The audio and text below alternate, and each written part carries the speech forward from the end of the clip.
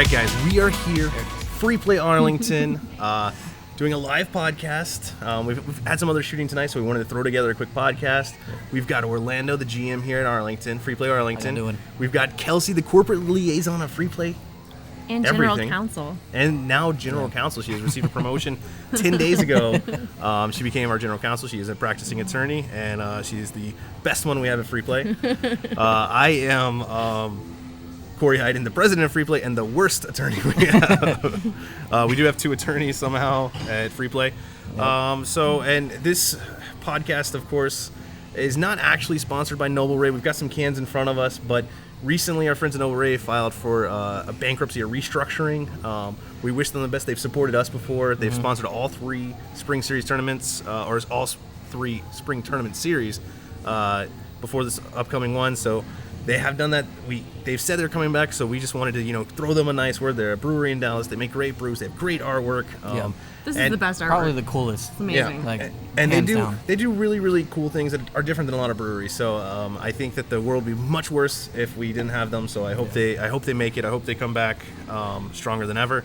And with that, we're going to kind of segue into and kind of talk about the status just as a beer, because we've been named best beer bar, and we've won different beer selection awards and stuff. So we're pretty heavy on beer.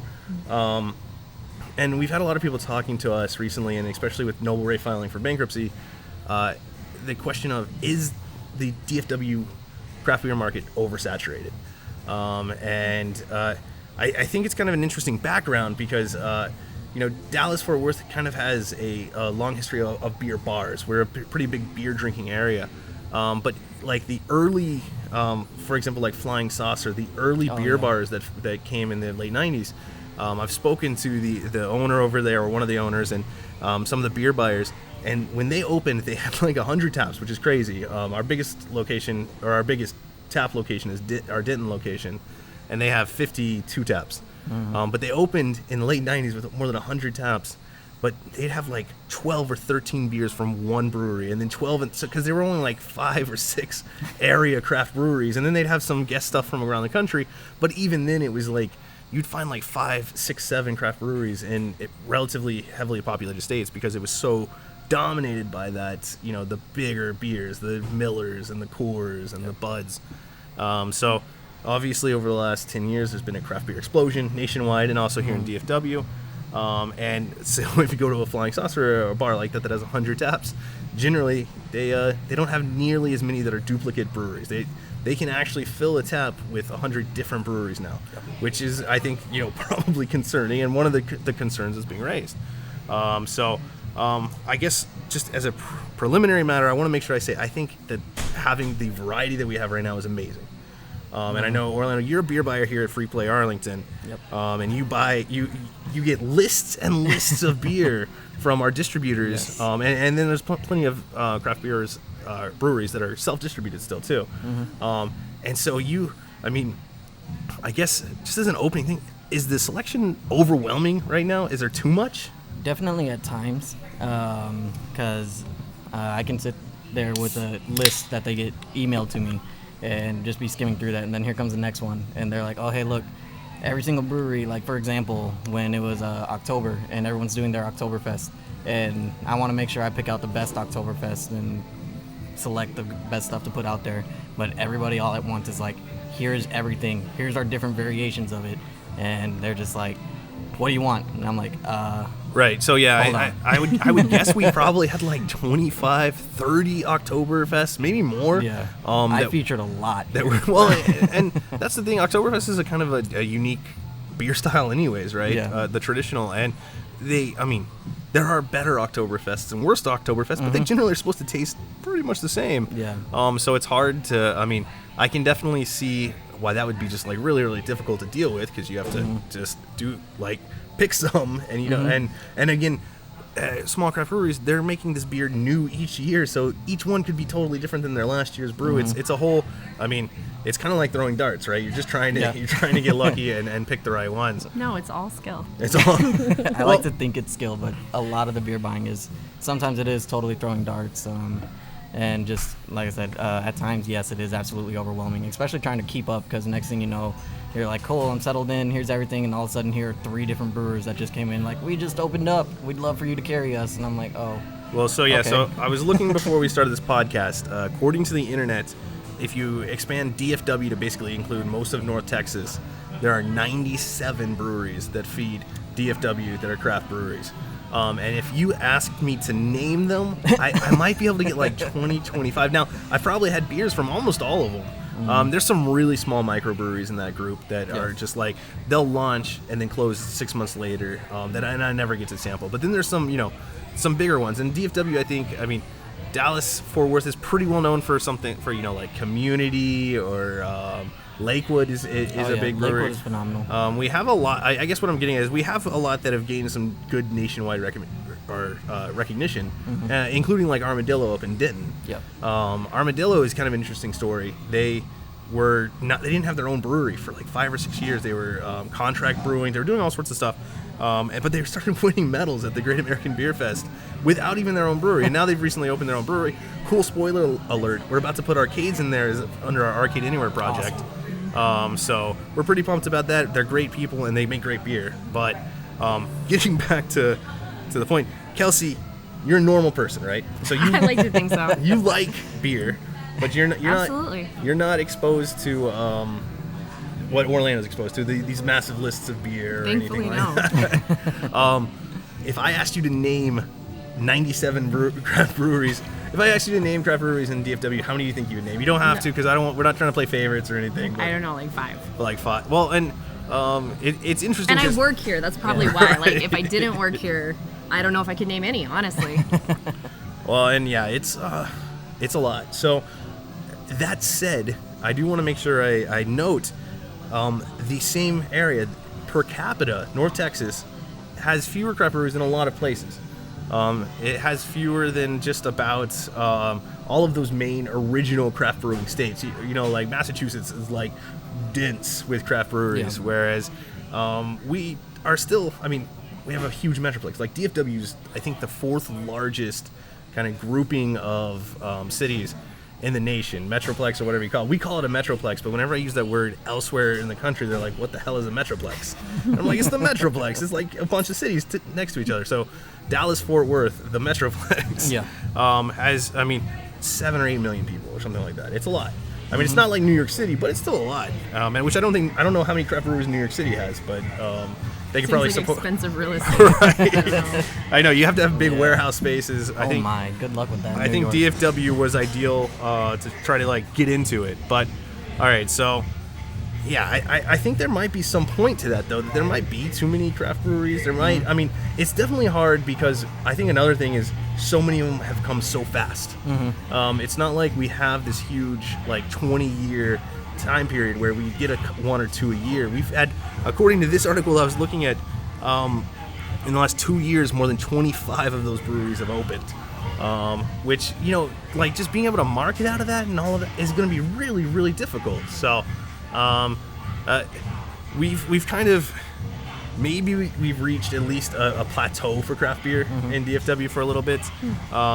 What I do want to make sure I give a shout out, like DFW's been really, really good at kind of leading or at least being at the trend level nationwide for like good beers. Like, so like the hazy, the New England IPA has become popular lately, and we have Turning Point here in DFW. We featured them, and cool announcement that will probably actually happen after this podcast. We are going to have Turning Point in all 3 of our arcades in the coming weeks, and from what I understand, we'll be one of the first, definitely the first like multi-location bar to have Turning Point in all their locations. So really pumped about that. They're making some of the best New England IPAs period in the country.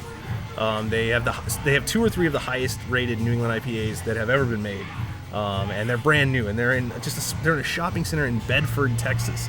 So that's what's really cool about craft beer. Like you never know like where it's going to happen and how it's going to happen, and they seem to be doing really, really well. And maybe it's because they have a couple arcades in their tap room. I feel like as long as arcades and beer are connected, everything will work out. So wait, I have a question though. Yeah. Because you're talking about number of breweries, and to me, like that affects Orlando a lot because that's how many people he has to deal with, more or less. But for a consumer, isn't it really more about like how many beers are out there? Well, that's a good point. Because I don't really pay attention. I mean, I know who makes it because that helps identify the beer. And maybe I don't even know what the beer is called, but I'm like, isn't it from like whatever? But the point is, like, you can only consume so many different beers regardless of how many breweries they're from. Well, that's a really good point too. And so there's like two different like views from the breweries, from what I understand. There's the view that you should get like your 3 to 5 like products, and that should be your lineup, and every once in a while you can go out of it. Like, definitely your core lineup needs to kind of be set. Right, and that's kind of like the generic plan. Like, you got to get your yearly brews, and then there's the other plan, which has a lot of the smaller craft breweries will do, which they just keep making new beers. And generally you have to go to their tap room to get access to those beers and that kind of stuff. Well, can I just say, like, all that matters to, I think, the consumer, the normal person like me, is that it be good. Does it matter how many you have? Yeah, if they're great, that's great. If it's one but it's amazing, like, that's good enough for me. It might not be profitable, but, you know. I guess, though, the interesting thing is most people's palates, right, either adapt to craft beer or they taste it once and they never really want it again, depending on the style. Seriously, but never, I mean, I think repeated tries would eventually help you find something that you wanted if you could palate beer at all. So one of the cool things about Free Play, and we've been credited with this a lot by the media, is we bring in a lot of normal like consumers and then expose them to a huge list of craft beer for like the first time. Yeah. Because craft beer bars, if you're going to them, you probably already like craft beer. And that's kind of like a cycle, and those people kind of feed those craft beer bars. But we not only do we stock just about all types of beers. I mean, we're not necessarily proud of it, but you can get a Miller Lite at Free Play. Yes, you can. A tall boy. and yeah, we sell tall boys of these big domestic tall boys and everything. And one of the things we've seen a lot of success with is people connecting that. They'll come here, they'll feel comfortable, they'll get their Bud Light or their Miller Lite, and then they'll come back to order, and they'll see this huge list of beer, and even if they don't the next time go for a craft beer, it slowly kind of like eats away at their head, and then they finally sample it, and then it becomes like the bartender's job, and it's a hard job to get them something that they're going to like. And our bartenders work really, really hard at knowing our lineups really well, but also kind of figuring out the experience level of the person who's about to go for it and sliding, because I mean, the progression, right? That is exactly my experience. I maybe wasn't a super big beer drinker when I started, you know, this whole thing started, I did start drinking kind of like the unoffensive beers, and like, so this is like Noble Ray's unoffensive beer, right. And it's very good, I think, but it's like if you love light beer and stuff like that, this is definitely for you.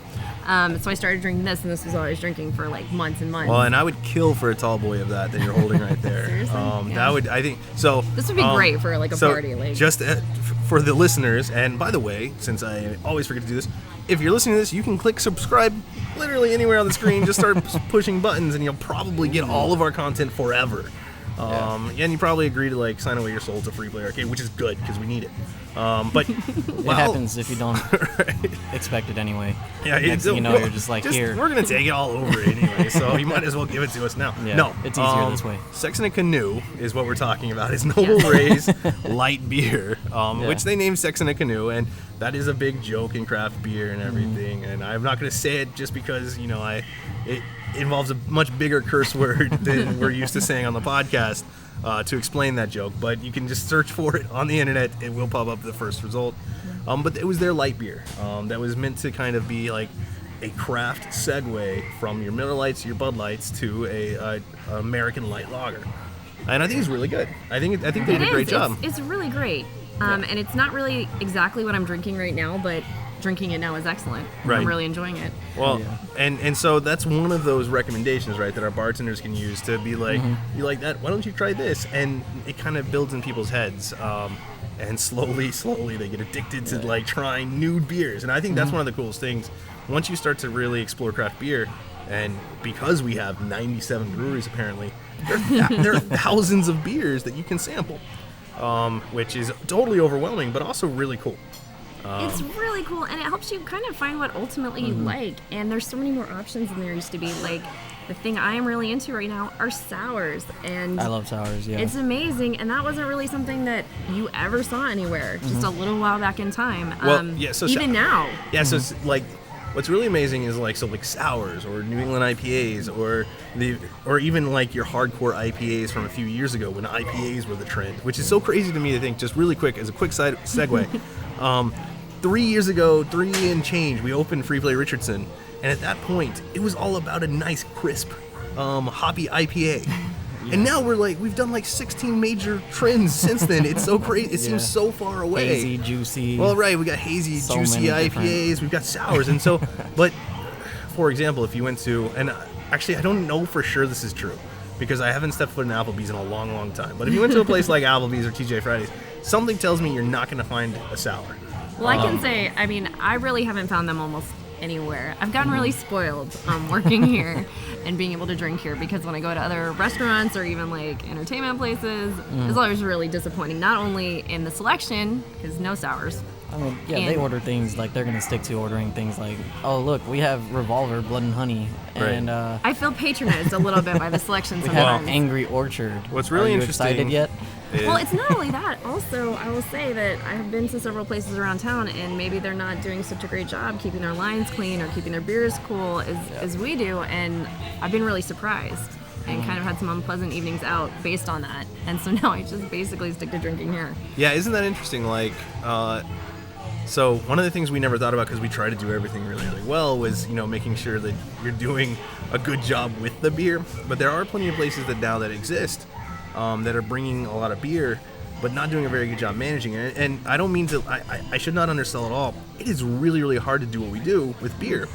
So Free Play Arcade has a beer list of 100 plus packaged products, and each location has a totally different kind of tap program. Absolutely. And so what Arlington and Richardson generally do, though, is they have fewer taps, and they rotate really, really fast.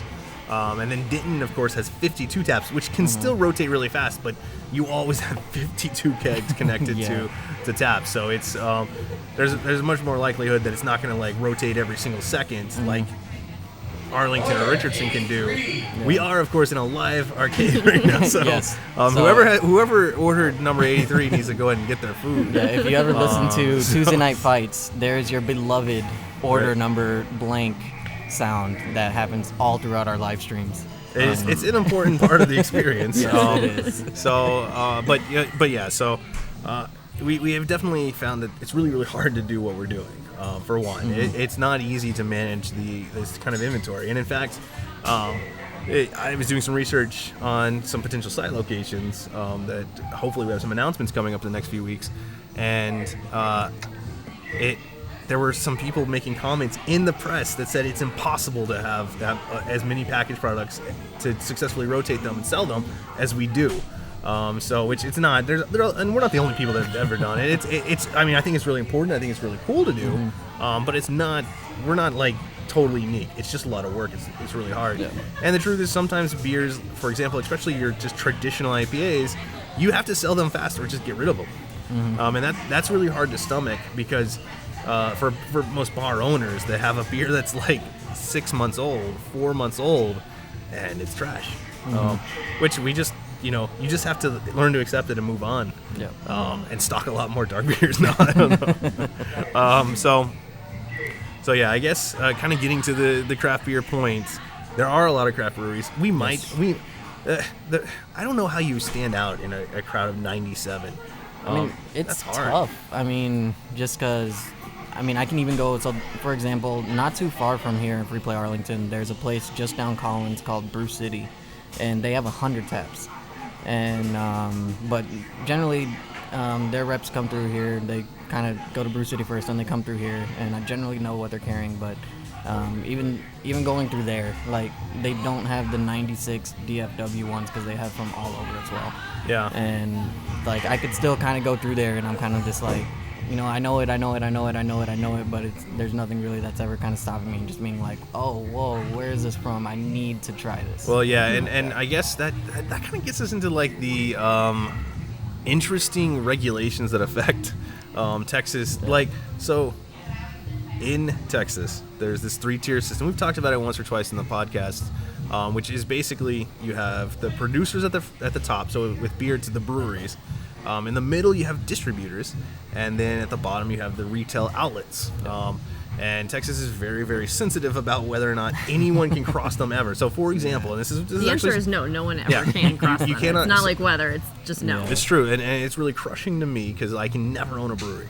I didn't really understand that when I started free play, because I had, like these brands. I was like, man, it'd be really cool to own a brewery, and then it gets even worse though. Right. I also can't own a brewery because so we haven't addressed this, but Kelsey and I are married. In this we've addressed it in previous podcasts. You guys haven't figured it out by now. We've addressed that in previous podcasts, but this podcast, Kelsey and I are admitting that they're married. Yes, we are married. And the TABC would not let Kelsey own a brewery. Well, and that's the thing. I don't actually technically own any of Free Play Arcade. I work for Free Play Arcade. I do have a community property interest in my. We live in a community property state. Yeah. It gets complicated, but the point is, I don't own any of this myself right now.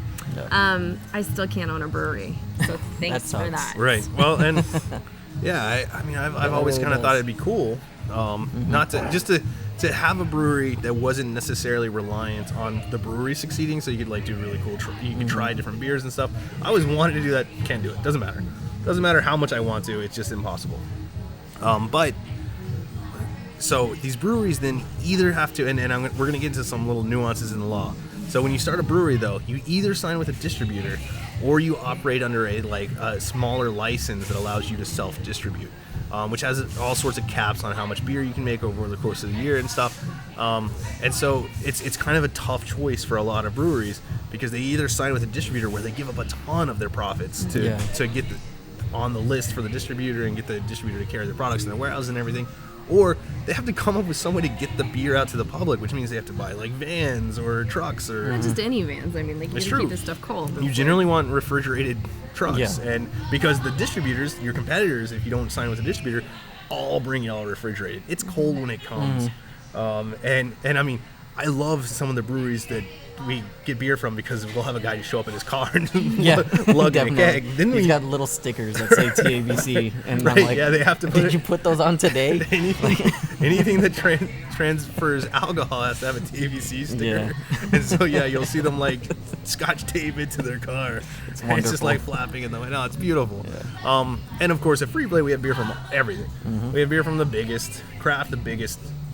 Big market beer, and then we also have the smallest of the smalls. And I mean, we generally love the chance to discover those smaller beers. I mean, we're in Arlington, right? And Division Brewing is just a block or two that way. Just 2 blocks away. So we had people walk there last Saturday. Yeah, and we featured their beer a bunch and stuff, and it's it's really cool to have it not it's such a small brewery, but to be able to have their beer in a different location is really neat, I think. And so we try to do that as much as we can, and we're kind of a turning point. We're doing something similar. So it's nevertheless, it's really, really hard to open a brewery, right? It's really, really hard to figure out a way to distinguish yourself. And so you either sign with a distributor where you just put on a list pretty much, and then you have to send out your reps and everyone to try to convince.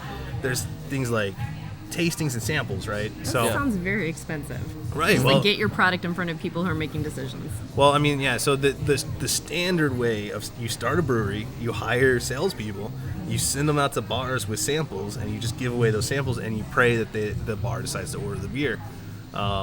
And it's, I mean, just that cash outlay just to get to that point is pretty extreme. It's not like brewing equipment is cheap or anything. So, well, isn't it even more complicated because do you know how your beer is going to taste when you start brewing it? It's a whole process, right? You go into everything and you hope it turns out so. well. So, I mean, one of the bigger lessons I know that craft breweries learn is being a craft brewery, you have some options in terms of how you're going to package your product. You can put them in kegs, and then bars that have draft systems can put them on draft, or you can try to package them in bottles or cans. And of course, cans are popular right now. They're inexpensive, and they do probably a better job protecting the beer. That's kind of why it's so hot right now. Not only is it a little less expensive than bottling, it's better for the beer. But learning how to can something is a whole nother science. You have to get carbonation right, all this stuff. So it's well, we recently went to that place downtown where the Dallas Pinball Project maybe was going to be. Oh, yeah, Small Brew Pub. And their beer was amazing. Shout out to Small Brew Pub, love them. Their food was also excellent. It was a really great, unexpected experience. but I do understand that like we weren't able to carry it because the canning process wasn't working out the way. Well, yeah, it so wasn't preserving the amazing They were taste. what I love about Small Brew Pub is we were there eating like this amazing food, and I was getting to drink like this awesome beer, and right in the same room with me is a guy trying to can beer, and they're just like screaming at each other like, why isn't this working? And they were like, I don't know, man, it's the carb. And like I was like, this is awesome. I'm sure maybe someone else might not think it's as awesome, but I thought it was so cool. I thought it was cool, but ultimately the canning wasn't working. Ultimately, they were like, F this. Let's just do something else for a while. And that was with what's called a crowler machine that they were working with, which is a lower volume canning process that used to be illegal in Texas. I mean, this is weird stuff. Like, breweries weren't even allowed to make their own cans because it was considered like production, and it was a whole. Well, brew pubs. Breweries could, but brew pubs couldn't. I don't know. It's the Texas law. I love being able to serve alcohol in Texas, so I don't want to trash the TVC right now. But oh my gosh, the law is just so convoluted. I think anyone would agree with that, though. I doubt anyone at the TVC would be like, no, it's perfect. It needs no changes whatsoever. It makes total sense. Like, it's all holdovers, and it's not like it's being constantly revisited and updated and like made cohesive and stuff like that. Yeah. Okay, so we're gonna go with it's a pretty crowded market, and we're super happy that we have the options, but yeah, maybe too many too fast. Like, it's too hard to process that many new things coming. And because I have access to almost every brewery. We have a popular beer bar, so most breweries are like really excited to like show us their beer, give us their beer. Yeah. Nevertheless, there's no way for me to sample all the beers. There's no way for me to go. That's the number one thing is, like I said, like especially for seasonal stuff, when it's all the same thing. My biggest example is going to be Oktoberfest, because it was just a nightmare. They're like, and like everyone's just flooding in per day, and they're like, please drink this. It's obviously like a gamble, a total gamble for the breweries. Like, they're like, I hope that they pick me out of the pile. Well, and to be honest, like, while we would love to be able to try every beer, what we do is we get relationships with good breweries, and then we start to kind of trust them as they release new products. And then sometimes that's a mistake. Sometimes the beer just, for whatever reason, might not be as good. But you kind of have to do that, because seriously, like, I remember going from when I first started to open Free Play, we had all these people bringing me free samples, and I was like, oh my god, this is great. No wonder everyone opens bars. And to about 2 months later being like, it has to stop. This is not productive for anyone. What are we doing? And nevertheless, they just all keep, because they have to, we wanted to sample everything. But yeah, so now where we're at is, and kind of how the beer world has gone to is, you want to get the beers that are expected to be great. You're not going to be able to sample them. You have to pre-order them, get your allocations and everything. It's a whole. There's like quite disappointing. That especially it turns out not to be great. Allocations are wild. Yeah. And so DFW, Tarrant County allocations are horrible. Shout out to every single distributor ever. So let's go ahead. Low key. We can kind of get into that. So what's really interesting is breweries, when they have beers that are going to be sought after, they have certain things called allocations.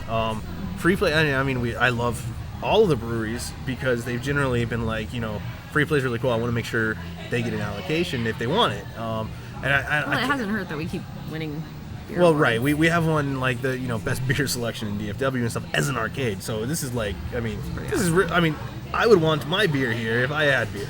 And I can't, because I just talked about it. But I'll get over that one day. The allocations between Dallas County, Tarrant County, and Denton County are totally different, even if it's the same brewery. Now, and now the brewery will be telling us, hey, guys, y'all get whatever, y'all are allocated, y'all are good. And then the distributors will start playing games. It literally happened today. I won't name drop the brewery. I want to maintain a good relationship. But the rep came in yesterday. They know who they are. Rep came in yesterday, and if he watches this, he'll know. But yeah, he came in yesterday. He promised me this. And when I asked my rep today to order from his distributor, he's like, "Dude, I can't get that for you. Literally, there's no way." And it's not just like it's the distributors playing favorites with people who might buy a bunch of crap. And that comes up a lot. Like, we're not like, we buy a lot of beer, so I'm not gonna like say that everything we ever stock is a hit, but we curate. We don't just order crap. Yeah. There are bars that do, that just to make sure they're preserving their relationships and stuff. And they're not preserving their relationships with the breweries generally. It's the distributors that they're trying to preserve their relationship with. And but isn't it like poisoning the relationship with their customers? I mean, I don't know. At Well, what cost? I'll give a quick shout out that the breweries have treated us super awesome. Yes. They've always been like, I want y'all to make sure y'all get the beer. And the distributors have generally, anytime we've been unable to get a beer, it's the distributor just being like, sorry, no. You didn't order enough or whatever. And I mean,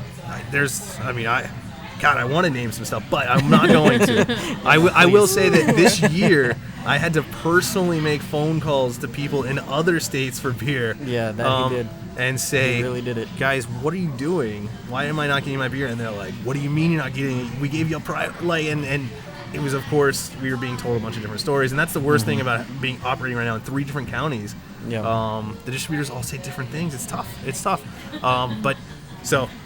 We're running low on time, so we got to do a quick segue. So the whole reason I brought this beer thing up was when we launched about 3 years ago, when we launched Richardson, a little more than 3 years ago, there was nothing like us in Texas, the South, anything like that. And in many ways, we were the first of our kind. And we've talked about that, so I don't want to beat people like over the head with how great we are and how interesting and new. But now, Hold on. I just want to bring up, I remember we had to go to the city council for a permit for our first location.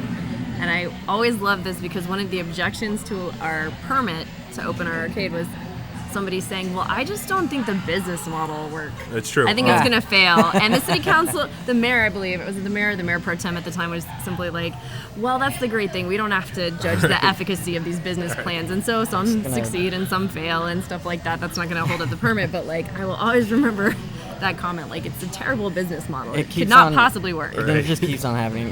Just go look, not to toot my own horn, but Free Play Arlington 1 year party. You can watch a little tad bit of my speech there, and it's, not tooting my own horn, but seriously, for everyone that's doubting us, and yet here we are, and here we are, and here we are. It's really weird, and the thing is, stay that way. I think the real thing is people have tried something like what we've done. Maybe that's where this is all coming from. But yeah, there was an hour long 72. 72. I see a name. Congratulations. I see a name. Someone needs to go get that tag and go claim some food. But there's an hour long city council hearing for the city of Richardson that if you go through their records of their hearings, you can find it for Free Play. And there's actually 2, but the first one's the much more interesting one. The second and one, the better, right? Overall, and it's actually now studied in Richardson for how to get permits. Because did they ask Corey to come and work with some high school students on I how taught to a class do the civic process? on how to get a permit in the city of Richardson, just because they were like, this was the most interesting, well done. And so that was really cool. But so we have now heard a lot of people though saying, oh yeah, so the business is working, but y'all are in the middle of a bubble. This is like a retro bubble. This is an arcade bubble. And it's going to fail. And to those people's defense, there have been other places now. DFW now has numerous arcades that are of a similar model to Free Play. DFW. So we've had, 6 or 7 other ones try to open.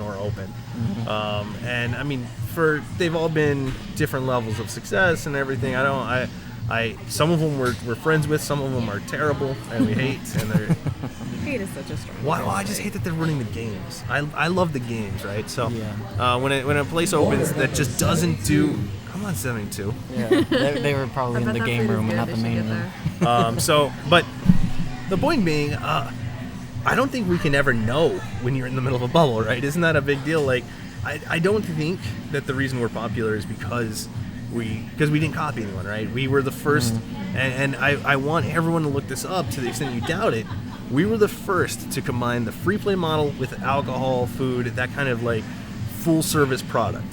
There were other Free Play type arcades, free to play model where you pay an admission fee. For example, just not to interrupt, but there was a place in Chicago way before I moved back to Texas, and obviously way before my employment at Free Play. There was a place in Chicago, very similar business model. You paid an admission fee to get in, except the huge difference was their games were set to Free Play, but they were also available for sale.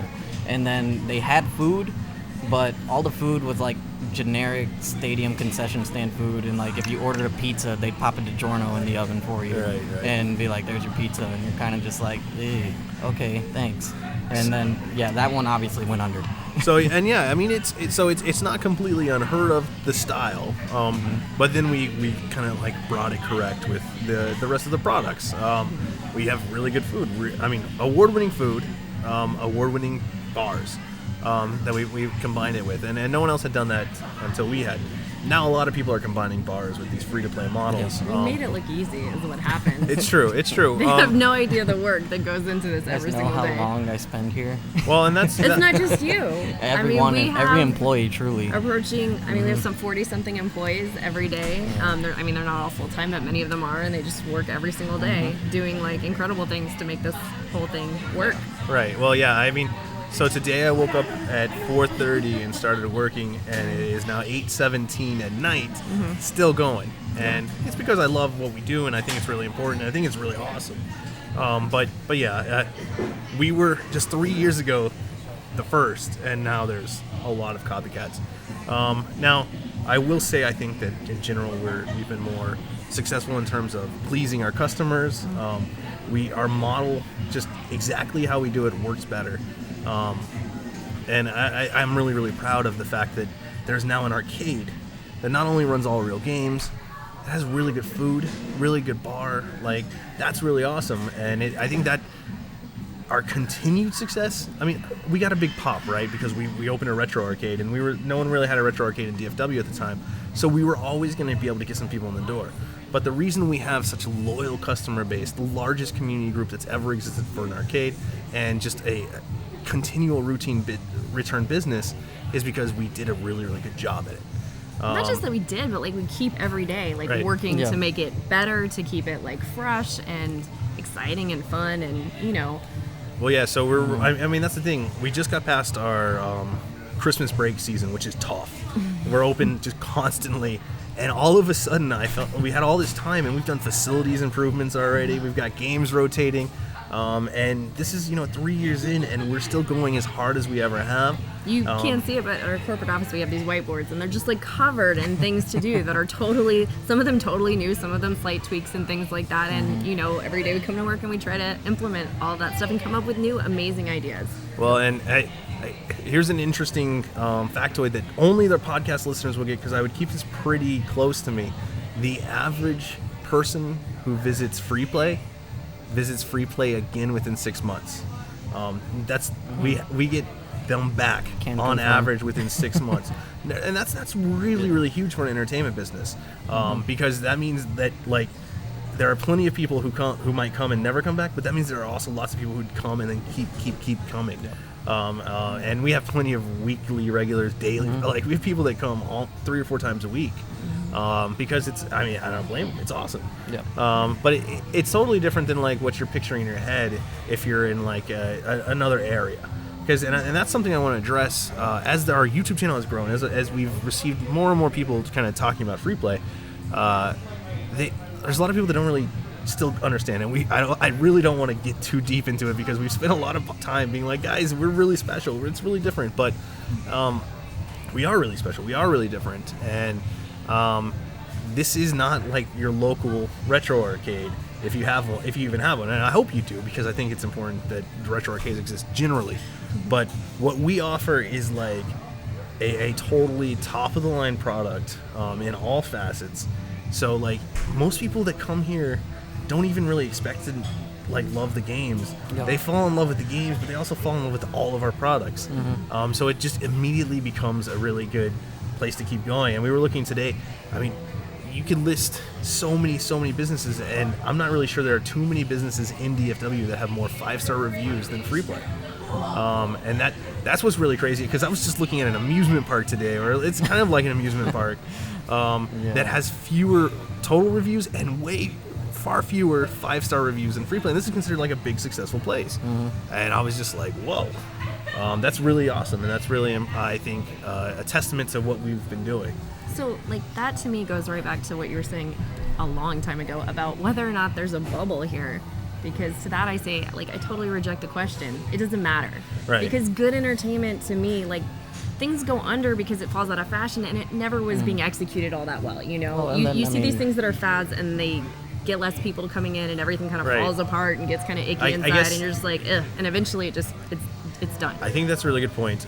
The fact that we exist, I don't think is indicative of a bubble. The fact that some of the other places exist is probably indicative. Yes, we definitely could be in a bubble, but to the extent it affects us, like I think if you're offering good entertainment, like throughout the ages, that has always been super important to people. I mean, come on, we got to find a way to enjoy this life while we have it. So as long as we're doing something awesome here and people are having a great time, like who cares? Well, and I'm a nerd. I'm a hard nerd, and I do a lot of research into like actual fads, and I do a lot of research into like the popular clubs of the 80s, the 90s, the 70s, and their average lifespan was about 18 months, and these are some of the ones you've definitely heard of if you're listening to this and you have any knowledge at all about some of the famous clubs. They were popular for like 18 months, but we're more than 3 years in, and it shows no sign of necessarily slowing down, because we've been working every single day to make it better and better and better. And at this point, I think we're one of the best bars in the area. Definitely, in terms of beer, we're one of the best beer bars. You could put us in almost any city in the country, and we would have one of the best bar products. Period. We've somehow found a way to make arcade food amazing. It's really good. Huge difference between our pizza and a DiGiorno pizza. Well, that is true. Thankfully. Yeah. Well, and that one of the it's kind of interesting because we have nothing to do with this because it started before we opened, but arcades have been trying to get better at food. Like your generic arcades have been trying. I guess the biggest problem is the difference between still where they are and good food is generally lacking. Well, good food is hard. hard. Except I guess we let's go ahead and give a shout out to our local arcade chain that used to have the best food for an arcade probably ever, Dave & Buster's. Oh yeah. In 1988 and 1990, Dave & Buster's was the place to go. Like, I mean, and it's a big joke now, and everyone's like, "This is as good of food you can get as an arcade or whatever." So in Dallas-Fort Worth, this is kind of after, I guess they met in like Kansas City, Dave & Buster or something. They formed, and they came down to Dallas. They opened Dave & Buster's. Buster still lives in the area. He comes to free play. He loves it. Awesome stuff. Cool. It says he reminds him of Dave & Buster's because Dave & Buster's before they were the total, terrible, absolute garbage they are now. Which I can say that because they're just owned by a private equity company and publicly traded. There's no soul there. I mean, I don't disagree at all, but that sounded They harsh. literally, anything that Raw Thrills kind of just puts together and is like, hey, you kind of mash this button and move this joystick around. Will you buy it? And Dave & Buster's is like, yes. Well, yeah, Dave & Buster's is like, yeah, we're going to buy like 100 of them. And Raw Thrills is like, we're going to be able to keep making crap. It's a total like partnership of garbage. Like, and I love where Dave & Buster's came from. So it's probably why Dave & Buster's will always love the old you. Why Yes, it hurts me so absolutely. much. So literally, this is how much my family went to Dave & Buster's, and probably why I love arcades so much. I won my SNES at Dave & Buster's. I collected enough tickets, which probably cost like 30 times what an SNES cost to get these tickets. That's where I got my SNES. I love Dave & Buster's, and I loved it for a long time. Well, we had great experiences. Like early on when we were dating, we used to go there on like Wednesday nights or was it Wednesdays where they had their so Wednesday was half price night, and they had 2 happy hours where you could get a Patron margarita for $2.75. So they just started a new happy hour just because, well, Wendy and I do still frequent because she has a lot of friends. She worked there. But she has a lot of friends that still work there. When she worked there for 5 years oh my goodness. I couldn't believe she stuck it out for 5 years. But yeah, she did. She's a trooper, shout out to my wife is what because that is. wow, 5 years at Dave & Buster's. Like, I didn't even work there and I didn't even want, anyways. But so we still go, but they just started a new one where you can get any drink they have a list of pretty much Wells, and it's only $5. And I was like, you know what, that's not too bad. Yeah. Like, it's a step in the right direction compared to their usual thing. Experience. But the games, hey, I'm gonna look right in the camera. Rampage, stop. Halo Fireteam Raven, stop. Yeah. Giant Connect 4 is fun, but please, for the love of God, stop with the massive games. They suck. Guys, I have literally called, and this is tough because I have actually met Eugene Jarvis. I am not friends with Eugene Jarvis, but he knows of me, and I know of him. And he's one of my all-time great heroes. Eugene Jarvis, of course, was the founder of VidKids. that made Robotron and a lot of amazing games. He also worked directly on Smash TV, which is obvious because of the similarities between Robotron and Smash TV. And then he went and he started a company called Raw Thrills. Raw Thrills' first couple releases, you were like, wow, that's not... I think they could build on this to build something. And then he built an empire of literal crap. Yeah. God. So it really kills me. Modern arcades in America are in a lot of trouble. And we know this especially because we've been importing containers from Japan of good games, and there's still good games being made in Japan, but not here. So I don't really see a good future. I mean, Dave & Buster's, to their credit, is still good at squeezing the money out of their people that come in the door. I don't know about that, you guys. Like, when that Dave & Buster's in Dallas moved from like the Walnut Hill kind of funky old location to its new like the whitewashed box, is rough. like the food is... I'm so sorry, Dave & Buster's. I really did have some loyalty, but like the food is gross. Like, it seriously made me sick several times, and I was like, I'm never going again. And somebody had a birthday party there, like a relative that I love, and I was like, sorry, I can't go. I said I was done, and I'm done. Ew. So if you're from Dallas, you know that the Walnut Hill Dave & Buster's was one of their original flagships. And it was this beautiful, cool site that was like 30,000 square feet, but it was still like a labyrinth. We were totally walking around discovering things. They eventually closed that down, and they built their new flagship just across the because street. they wanted to own the property is what happened. They didn't like a landlord own the property. Like, that is the impression that I got. And they didn't want to redevelop it if they didn't own it. So they just like bought something, and it's like a big square box now on 75. Yeah, that was their plan, was to 75. go build a big, easier to see from the highway building. And they really sucked the soul out of just what was the last good, I thought, Dave & Buster's. And then, of course, the games just suck, so what are you going to do? Yeah. And Dave & Buster's, if we had them here and they were talking, they would defend themselves and say, guys, we can only buy what they make. And that's a weird cyclical not just argument, that. right? Like, literally everything about it is poorly thought out and cheaply done. Like, it's not, I mean... Right, it's true. So they were bought by a private equity company, probably at this point, like 12 years ago. They've been kind of being shuffled ever since, and they are a publicly traded company now. They have also started some like free play promotions too. So who cares? Hold on. What is it? It's $20 gets you unlimited wings and a game card for Man. it's like an hour of unlimited non-redemption only though, so Yeah. you can't play any ticket games. Okay, so food which that poisoning selection and- is No, listen. super limited. Listen, I'm gonna go put them out of business. I'm gonna eat like 78 wings, and then probably. Why would you do that to yourself? Listen, you know I what? cannot You know stress what? this Does enough. that I surprise have had me? many No. of the dishes at the I new read- location. None of them have been palatable. I Not a read single that one. email though, and I was like, unlimited wings? For Hold 20 on. I bucks? was like, No, hold on. stop. I hate Yeah. Dave & Buster's, but I'm gonna go do this. I'm No. ready. Veto. You know, at the beginning days of my employment at Free Play, and we would hit up the Philly cheesesteak. The food challenges that Corey would put himself through just Yeah, for the listen, fun of guys, it. I can eat some that food. doesn't surprise me I love whatsoever. food. Yeah, but like, And to wings? what end?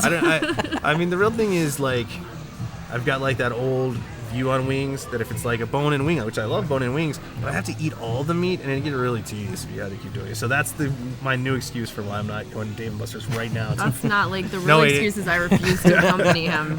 All right, I will not go. so this segment totally got way off the rails. Why are we making fun of I a am publicly hungry. I'm traded so company? sorry, Dave & Buster's. Like, once upon a time. You know, hey, we were here friends. we go.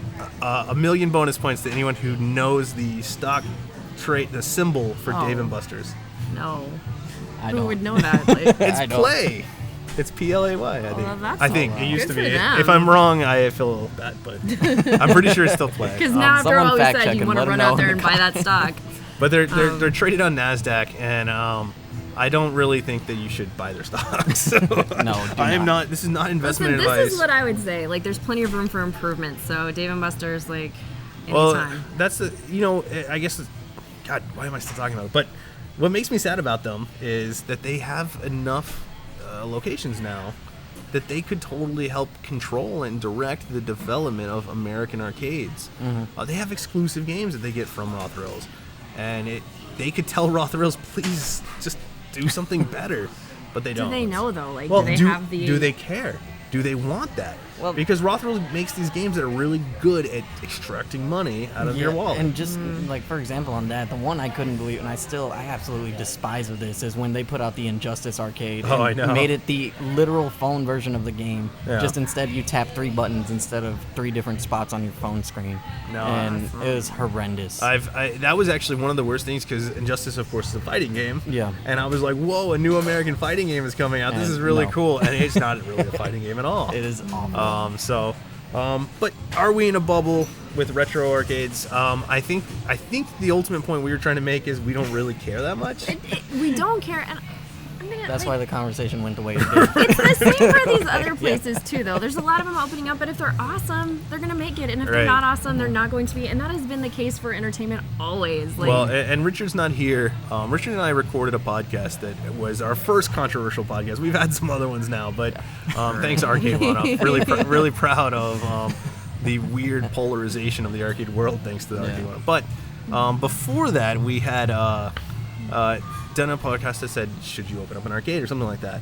And a lot of people thought it was too negative, that it wasn't encouraging enough. And of course, ultimately, what we were really trying to say is you probably shouldn't, unless if you have the kind of setup that we have, which is 1,000 original games, a background in both, law, production design, and also working in restaurants for forever. well, that too, but like an ability to service and keep these games in excellent repair, because that's like an everyday, every hour sort of job. All Right. the time. I Well- can only imagine what's gone down since we've been sitting here. Right. Right, so Orlando has a pile of work to do. Well, it has to be a total passion, just not just a love of arcade games, but a love of making sure your arcade games are working and doing anything that it takes to keep them going.